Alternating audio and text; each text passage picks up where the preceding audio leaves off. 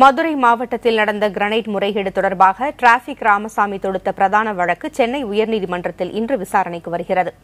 இந்த வழக்கில் பிறப்பிக்கப்பட்ட உத்தரவின்படி இன்று சகாயம் அறிக்கை தாக்கல் செய்வாரா என்பது குறித்த தகவல்களை செய்தியாளர் சுப்பையாவிடம் கேட்கலாம். சுப்பையா, சகாயம் இன்று அறிக்கை தாக்கல் செய்வதற்கான வாய்ப்புகள் இருக்குதா?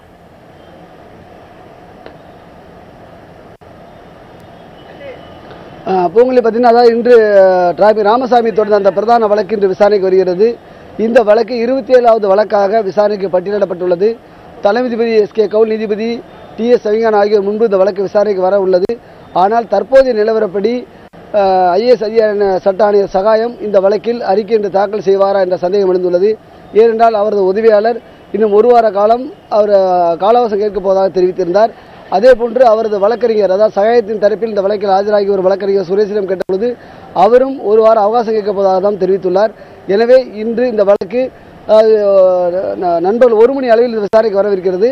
அப்போது ஒரு வார அவகாசம் கோரப்படும் என்று தெரிகிறது. அதனைத் தொடர்ந்து இந்த வழக்கு விசாரணை தள்ளி வைக்கப்படுவதற்கான வாய்ப்பு இருக்கிறது. எனவே இன்றைய நிலவரப்படி அறிக்கை தாக்கல் செய்வதற்கான வாய்ப்புகள் மிக மிக குறைவாக உள்ளது. பூங்குழலி, ஒருவேளை சகாயம் தரப்பில் அவகாசம் கோரப்பட்டால் நீதிமன்றம் அவகாசம் அளிப்பதற்கான வாய்ப்புகள் இருக்குதா சுப்பையா?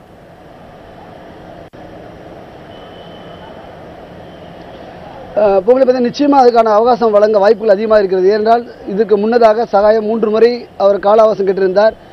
1 மாதம் அவகாசம் கேட்டிருக்கார். 4 வாரம் அவகாசம் கேட்டதுக்கு 8 வாரம் நீதிமன்றம் அனுமதி வழங்கியிருந்தது. அதே நிலையில் கடந்த முறை வந்தபொழுது 4 வாரம் அவகாசம் கேட்டிருந்தார். நீதிமன்றம் 8 வாரம் அவகாசம் வழங்கியிருந்தது. அந்த அவகாசம் இன்றுடன் நிறைவடைகிறது. எனவே இன்றைய நிலவரப்படி மீண்டும் 1 வாரம் அவகாசம் அவர் கோரவிருக்கிறார்கள்.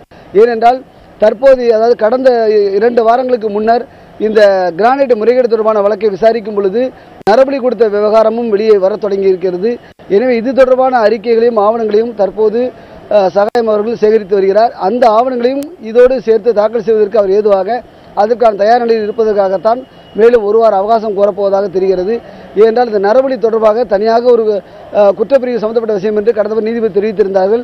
இருப்பினும் இந்த கிரானைட் முறைகேடு தொடர்பாகத்தான் இந்த நரபலியும் ஏற்பட்டிருப்பதாக சகாயம் கருதுவதால் அது தொடர்பான ஆவணங்களையும் இந்த அறிக்கையுடன் இணைத்து தாக்கல் செய்வதற்காக அவகாசம் கோரவிருக்கிறார்.